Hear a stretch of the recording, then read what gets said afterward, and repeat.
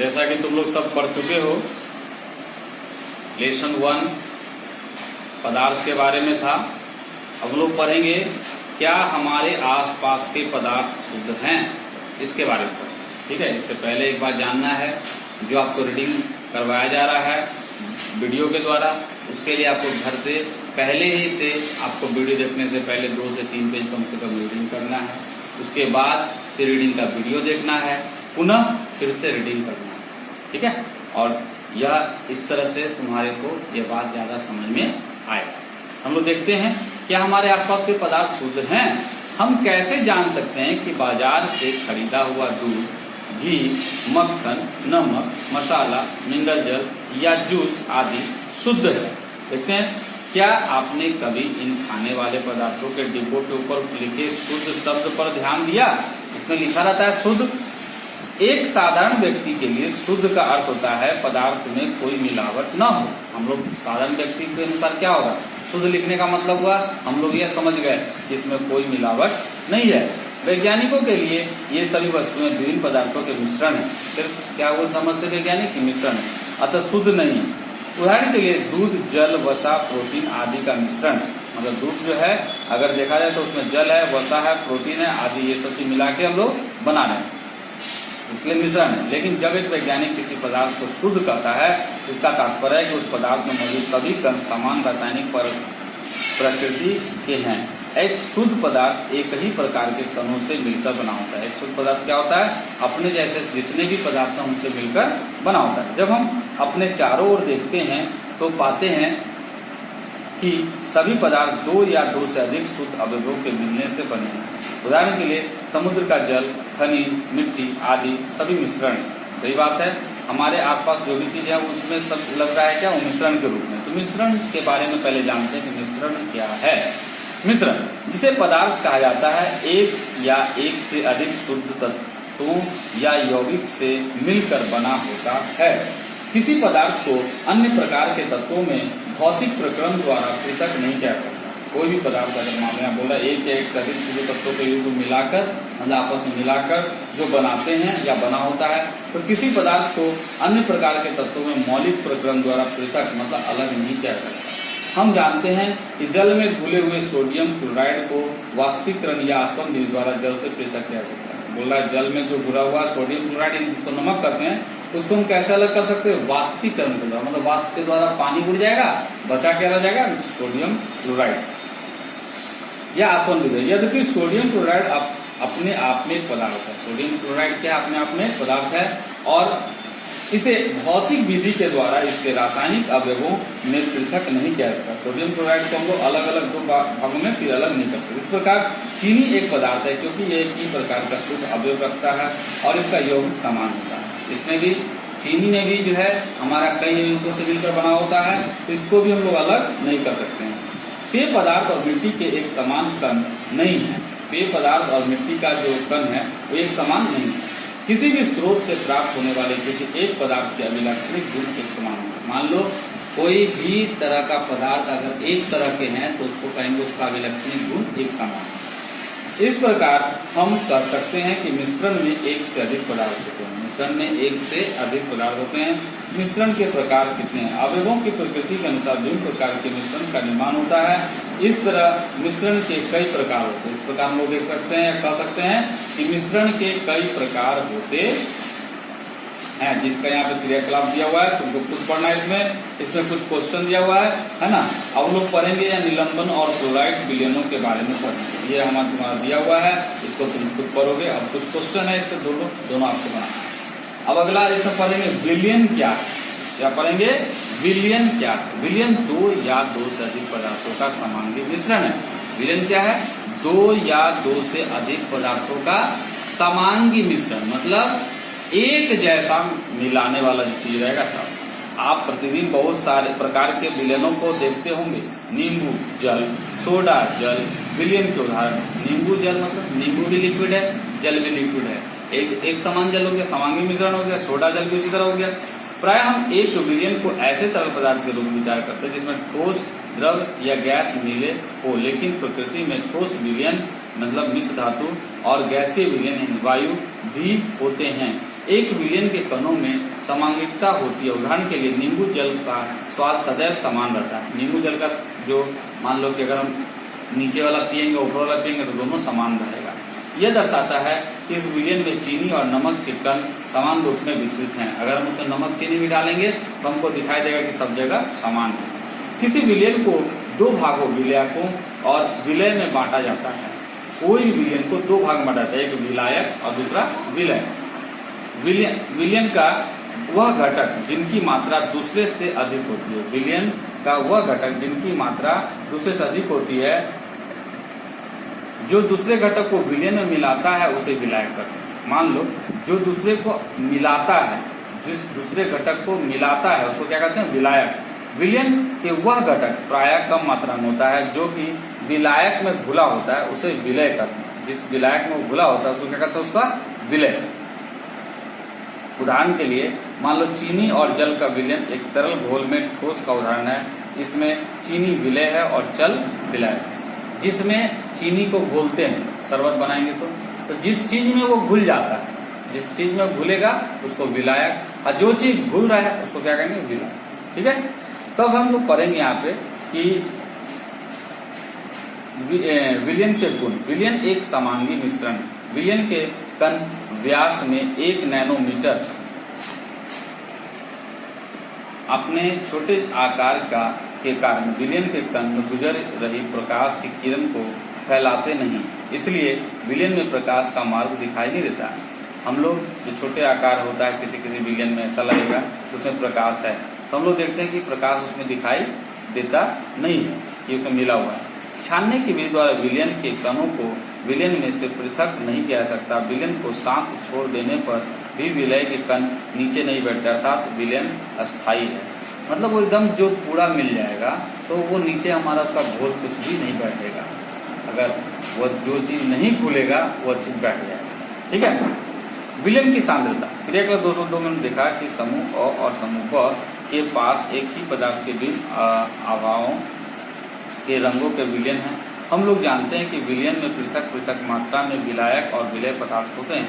विलयन में मौजूद विलय पदार्थ की मात्रा के आधार पर इसे तनु, सांद्र और संतृप्त घोल कहा जा सकता है। तनु और सांद्र तुलनात्मक शब्द हैं। क्रियाकलाप 2.2 में समूह अ द्वारा प्राप्त विलयन समूह ब की तुलना में तनु है ना। तनु और सांद्र के रूप में हम लोग कह सकते हैं। तनु मतलब हो गया उसमें पानी का मात्रा है, सांद्र का मतलब है कि उसमें पानी की मात्रा नहीं है ना। संतृप्त का मतलब है कि वो पूरा अपने आप में घुल लेगा। ठीक है। क्या किसी दिए गए ताप पर चीनी, नमक अथवा बोरियम क्लोराइड की जल में घोली गई मात्राएं बराबर होगी? अगर कोई भी टेम्परेचर पर हम कहेंगे कि चीनी, नमक और बोरियम क्लोराइड जल में आराम से घोली जा सकती है, ऐसा देखते हैं। किसी निश्चित तापमान पर उतना ही विलय पदार्थ घुल सकता है जितना कि विलयन की क्षमता होती है। किसी भी निश्चित तापमान पर अगर हम लोग कहेंगे कि कोई विलय पदार्थ को घोल दो, जितनी विलयन की क्षमता होगी उतना ही घुलेगा। ठीक है। दूसरे शब्दों में कह सकते हैं कि निश्चित तापमान पर यदि विलयन में विलय पदार्थ नहीं घुलता है तो उसे संतृप्त विलयन कहते हैं। जिस मान लो किसी टेम्परेचर में, नॉर्मल टेम्परेचर में किसी में हम कोई चीज घोल रहे हैं, जैसे चीनी को शरबत बनाने के लिए घोल रहे हैं, तो जितना चीनी उसमें घुल जाएगा वो संतृप्त विलयन हो जाएगा। विलय पदार्थ की वह मात्रा जो इसे ताप पर संतृप्त विलयन उपस्थित है उसकी घुलनशील कहलाती है। मतलब वही टेम्परेचर उसका घुलनशीलता कहलाएगा। जैसे हम शरबत बनाए जितना चीनी डाल के, उसके बाद मिल गया, अब सोचेंगे उसमें और चीनी डाल के मिलाना चाहेंगे इसी टेम्परेचर में तो नहीं मिलेगा। तब हम लोग जब बनाएंगे शरबत तो देखेंगे क्या थोड़ा देर बाद नीचे हमारा चीनी बैठा हुआ है ना। तो ऐसा क्यों होता है? क्योंकि वो संतृप्त विलयन के बाद वाला बात हो गया। अब उसको वो टेम्परेचर चाहिए, टेम्परेचर अगर हम हीट करके देंगे तो और भी ज्यादा चीनी ले लेगा। यदि एक विलयन में विलय पदार्थ की मात्रा संतृप्तता से कम है तो इसे असंतृप्त विलयन कहा जाता है। यदि एक विलयन में विलय पदार्थ की मात्रा संतृप्तता से कम है तो इसे क्या हम लोग कहेंगे? असंतृप्त विलयन। अगर मान लो हम ज्यादा घोल रहे हैं लेकिन घुल नहीं रहा है तो उसको क्या कहेंगे? असंतृप्त विलयन। यदि विलयन में विलय पदार्थ की सांद्रता संतृप्त स्तर से कम हो तो उसे असंतृप्त विलयन कहते हैं। अगर मान लो कोई विलयन में विलय पदार्थ जिसको हम लोग घोल रहे हैं वो संतृप्त स्तर से कम हो जाए, मान लो कि और भी उसमें घुलेगा तो उसको हम लोग कहेंगे अति संतृप्त विलयन। तो उसको हम लोग कहेंगे अति संतृप्त विलयन। और जब ज्यादा कर देंगे तो क्या हो जाएगा? असंतृप्त विलयन। यदि आप किसी विशिष्ट ताप पर एक संतृप्त विलयन लें तथा उसे धीरे धीरे ठंडा करें तो क्या होगा? यदि आप कोई संतृप्त विलयन लें और धीरे धीरे ठंडा करेंगे तो अब क्या होगा देखते हैं। उपयोग किए गए क्रियाकलापों से हम कह सकते हैं कि दिए हुए निश्चित तापमान पर पृथक पदार्थों के विलयन क्षमता भिन्न भिन्न होती है। अलग अलग पदार्थ का जो घुलने का क्षमता होता है अलग अलग विलयकों की मात्रा द्रव्यमान तथा आयतन में घुले हुए विलय पदार्थ की मात्रा को अथवा विलय पदार्थ की मात्रा जो विलयन के किसी दी गई मात्रा अथवा आयतन में उपस्थित हो उसे विलयन की सांद्रता कहते हैं। जिस मात्रा में या जिस टेम्परेचर में वो खुल जाए उसको उसका क्या कहते हैं? सांद्रता। तो विलयन की सांद्रता बराबर विलय की मात्रा बटे विलयन की मात्रा या विलय की मात्रा बटे विलायक की मात्रा जिसमें वो घुल रहा है। विलयन की सांद्रता को दर्शाने की बहुत सी विधियां हैं, लेकिन हम यहाँ से दो विधि के बारे में चर्चा करेंगे। बहुत सारा विधि है जिसमें घुलता है, लेकिन हम लोग दो विधि के बारे में पढ़ेंगे। एक है द्रव्यमान विलयन के द्रव्यमान प्रतिशत। तो यहाँ विलय पदार्थ का द्रव्यमान बटे विलयन के का द्रव्यमान जो सूत्र दिया हुआ गुना 100 उसका परसेंटेज निकल जाएगा कितना विलयन है। और दूसरा है द्रव्यमान विलयन के आयतन प्रतिशत। विलय पदार्थ का द्रव्यमान बटे विलयन का आयतन। अब हम लोग पढ़ेंगे निलंबन। तो निलंबन क्या है? निलंबन क्या है? समूह सॉस के द्वारा पाया गया कि विषमांगी घोल जो ठोस द्रव में प्रक्षेपित हो जाता है निलंबन कहलाता है। जो विषमांगी घोल है, विषमांगी मतलब दोनों एक जैसा नहीं, और उनको अगर हम ठोस द्रव में मान लो जो ठोस द्रव में प्रक्षेपित हो जाए, मान लो उसको घोल रहे हैं अब घुल नहीं रहा है ऊपर आ जा रहा है तो उसको निलंबन कहते हैं। निलंबन एक विषमांगी मिश्रण है जिसमें विलय पदार्थ कण घुलते नहीं बल्कि माध्यम की समष्टि से निलंबित रहते हैं। ये निलंबित कण आंखों से देखा जा सकता है। जैसे मान लो विषमांगी मिश्रण है ना, उसको हम लोग आराम से देख सकते हैं। जब हम उसको शांत छोड़ देंगे तो सब ऊपर आ जाएगा, ठीक है ना, ऐसा होता है। अब कोलाइडल विलयन क्या है? क्रियाकलाप में समूह द के द्वारा प्राप्त मिश्रण को कोलाइड या कोलाइडल विलयन कहा जाता है। कोलाइड के कण विलयन में समान रूप से फैले होते हैं। निलंबन का अपेक्षा कणों का आकार छोटा होने के कारण यह मिश्रण समांगी प्राप्त प्रतीत होती है, लगेगा दोनों एक जैसा है, लेकिन वास्तविकता में विलयन विषमांगी मिश्रण है। जैसे दूध। कोलाइडल कणों के छोटे आकार के कारण हम इसे आंख से नहीं देख सकते, लेकिन ये कण प्रकाश की किरणों को आसानी से फैला देती हैं। जैसे कि हमने क्रियाकलाप 2 में देखा कि प्रकाश की किरण का फैलना टिंडल प्रभाव कहलाता है। प्रकाश का जो किरण होता है जो फैलता है उसको क्या कहते हैं? टिंडल प्रभाव। टिंडल नामक वैज्ञानिक ने इसकी खोज की। टिंडल नामक वैज्ञानिक इसका खोज किया था। एक कमरे में छोटे छिद्र के द्वारा जब प्रकाश की किरण आती है तब वहां पर हम टिंडल प्रभाव को देख सकते हैं। जब एक तुम लोग देखा होगे कमरे के कोई कोना से या खिड़की टूटा हुआ थोड़ा रहता है तो वहां से जब किरण आएगा तो प्रकाश बहुत तेज आता है ना, उस प्रभाव क्या कहते हैं? टिंडल प्रभाव। हम यह कमरे में मौजूद धूल और कार्बन के कणों के द्वारा प्रकाश के फैलने के कारण होता है। जब वहां से आएगा तो देखोगे बहुत सारा धूल कण लग रहा है, उड़ रहा है ना, तो ऐसा होता है। जब एक घने जंगल में आच्छादन से सूर्य की किरणें गुजरती है वहां टिंडल प्रभाव को देखा जा सकता है। जंगल के कोहरे में छोटे जल के कण होते हैं जो कि कोलाइड कणों को समान व्यवहार करते हैं। मतलब यहाँ पे भी उसी तरह का होगा। देखो यहाँ पे चित्र का द्वारा दिखाया कैसे चित्र में आ रहा है प्रकाश, है ना, तो उसमें दिखाया जाता है कि कुहासा कैसे है। कोलाइड के गुणधर्म, यह एक विषमांगी मिश्रण है। कोलाइड के कणों का आकार इतना छोटा होता है कि ये पृथक रूप में आंखों से नहीं देखा जा सकता। ये इतने बड़े होते हैं कि प्रकाश की किरण को फैलाते हैं तथा उसके मार्ग को दृश्य बनाते हैं। जब इनको शांत छोड़ दिया जाता है तब ये कंतल को बैठते हैं अर्थात ये अस्थायी होते हैं। ये छानन विधि द्वारा मिश्रण से पृथक नहीं किया जा सकते, किंतु एक विशेष विधि अपकेंद्रीकरण तकनीकी द्वारा पृथक किए जा सकते हैं। मतलब इसको हम लोग चाहेंगे अगर तो सिर्फ अपकेंद्रीकरण द्वारा अलग कर सकते हैं, छानक यानी छान करने अलग कर सकते हैं।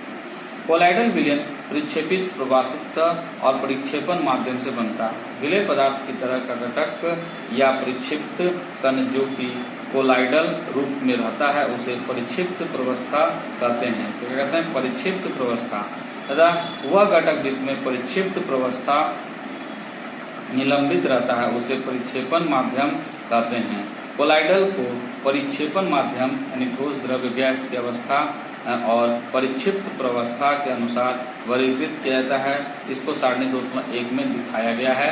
उसको देख सकते हो कि कैसे इसको अलग किया जा रहा है, कैसे इसको एक दूसरे से दिखाया गया। यहाँ पे 2.1 कोलाइट में द्रव में है गैस, एरोसॉल, और इसमें है कोहरा, बादल, कुहासा। ठीक है ना, इस तरह से दिखाया गया। इसको याद भी कर लेना है। कुछ क्वेश्चन आंसर है यहाँ पे, उस क्वेश्चन आंसर को आपको क्या करना है, अपने से बनाना है ना। और उसका जो लिस्ट कंप्लीट होगा तो इसका क्वेश्चन आंसर आपको भेजा जाएगा। उस समय ये सब सारा रहेगा और उस समय आप इसको उतार लीजिएगा। ओके, अब रीडिंग का जो तरीका है वो तो हम शुरू में बताए तुमको कि पढ़ने से पहले भी आपको पढ़ना है और रीडिंग का वीडियो देखने के बाद भी इसको पढ़ना है। ठीक है, वही तरीका अपनाना है। और साथ ही साथ आपको क्या करना है कि प्रत्येक दिन माँ पिताजी को प्रणाम करना है, रिस्पेक्ट करना है। Okay, bye.